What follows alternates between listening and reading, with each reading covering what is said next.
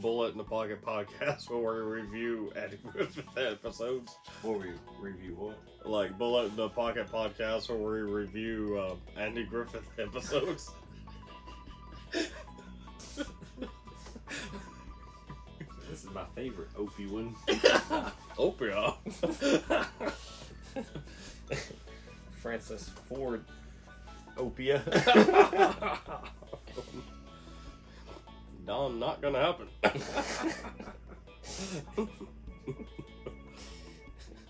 But Andy. Aunt B, can we be any more boring? Alright.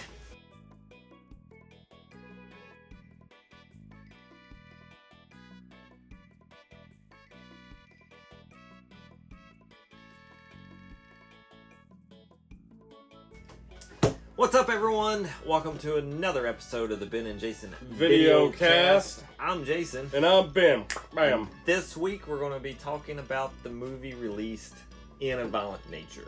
Yes, and first off, I did enjoy this one. Yeah, and we should note that we had watched another movie previous to that that's still being worked on. Mm-hmm. So, about the spider...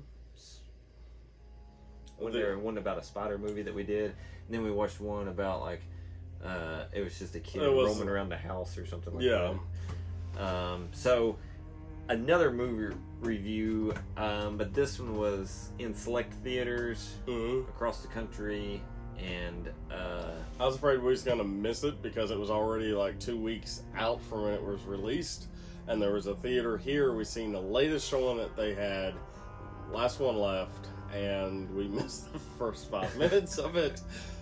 But other than that, we seen the movie, and I really liked it. But I'll let you go first. Yeah.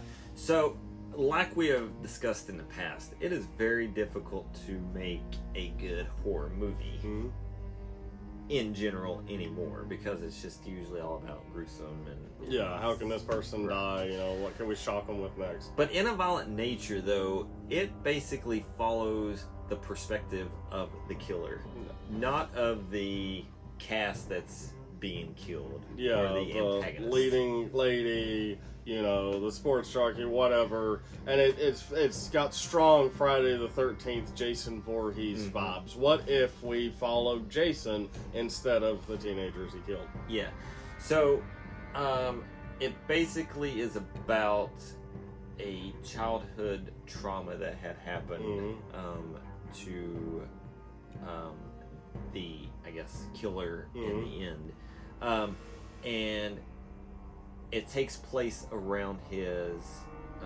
childhood home. So when it starts out, it's very creepy because it's during the day, and he's walking through the woods, going back to said house. Very determined, very Jason-y, like he doesn't walk naturally. Yeah. And the thing they do is they hide not only the top part of him so you don't get a look, they hide it throughout most of the film, not even toward the end. So they play with that a little bit of revealing what he looks like. Yeah. And as also one thing that I've discussed before, I love sound. And him walking through the crunch of the sticks and the leaves and the sound of nature itself. Yeah. It doesn't rely on music, but there is some creative ways that it what's the word I'm looking for? It puts in music. Invokes. Yeah. Invokes that feeling of just hearing that.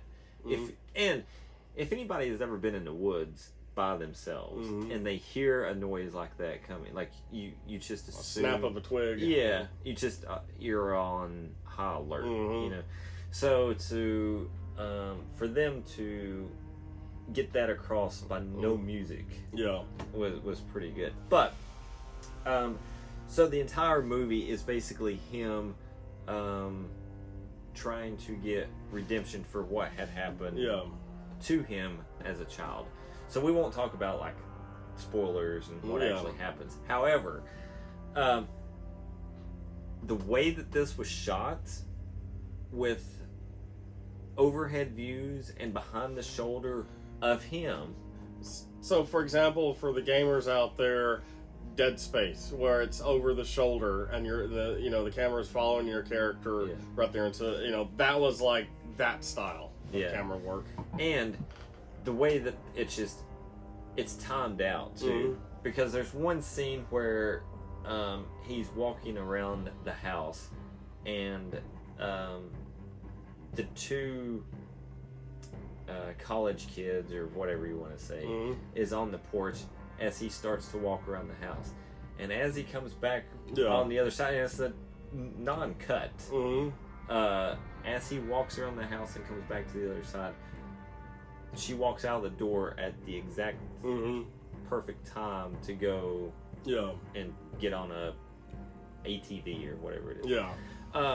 But it's a non-stop shot of from over the shoulder.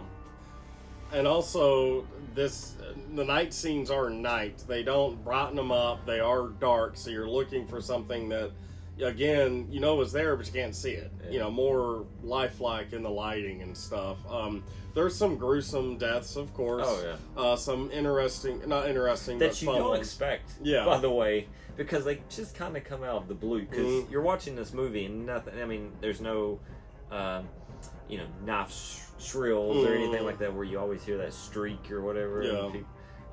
None of that. So to have I even told Ben during the movie that was almost like a Saw type kill. Wood splitter. So there was a few kills like that just made the movie more interesting, because it wasn't your typical knife in the back. And you're not seeing the characters run. I mean, you see them run, but you're not following them. So, again, you're seeing the stalking from the killer, and it's just a different time feel of your usual slashers, of the running and the hiding and the heavy breathing and all that. No, you're from the perspective of that. And, I liked it. I really enjoyed it. In fact, it's one that I could see me purchasing if it comes out on DVD. And there was a drone shot of him. I thought it was a very the cinematography was very well done. And even at the end, even like towards the end of the movie, there's a scene where a girl flags down a truck for help and gets in the truck, and she starts driving her to the hospital. And the way that the lady played that scene, you thought that she was going to be part of the killing. It's got a lot of tension. It's really, because you didn't know which way that scene was going to go. So I thought that was very well done as well. But although I think it drug out just a little bit. That scene did, that scene definitely, because you didn't really know what was going to happen. I mean, that could have been probably cut in half. But as far as the actual movie goes, I mean, way better than could have ever imagined. I mean, it was definitely one this year that I enjoyed, and the next kind of horror-ish film for theater that I'm looking forward to is Alien Romulus. Looking forward to that, hoping that it creates the same tension and suspense as the original Alien. We'll see, but as far as so far the horror films that we've seen this year, I really liked In the Violent Nature the best. And when is Alien? I think end of August. So more toward beginning of fall, I guess. So that'll be cool to go watch. We'll try to be on time for that one and not miss the first 10 minutes. But that's even if we do. But yeah, so that was a very good movie, and if you have seen it, let us know what you think, because I think the feedback on that has been pretty good from everybody that or from what I've read about it. So let us know what you think down in the comments, and be sure to hit that like and subscribe button. We're gaining subscribers. Ben has been posting on Facebook for us for a couple months now, doing a very good job on that. So go check us out over on Facebook, and be sure to like and subscribe here. You hear that? That's right. That's the bell dinging. That's, Hit that bell ding, notification. ding.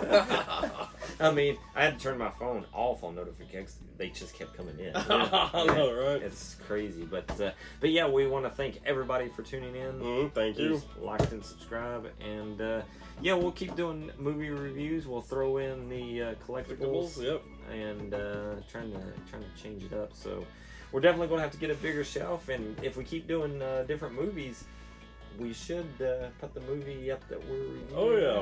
Later. So we're thinking at the old noodle now. You know, we're being more creative. That's what they said 2 years ago. For you guys. That is actually what we said too. Yeah. So yeah. Be sure to check us out on all of our socials, and until the next one, I'm Jason. And I'm Ben. Peace. Later.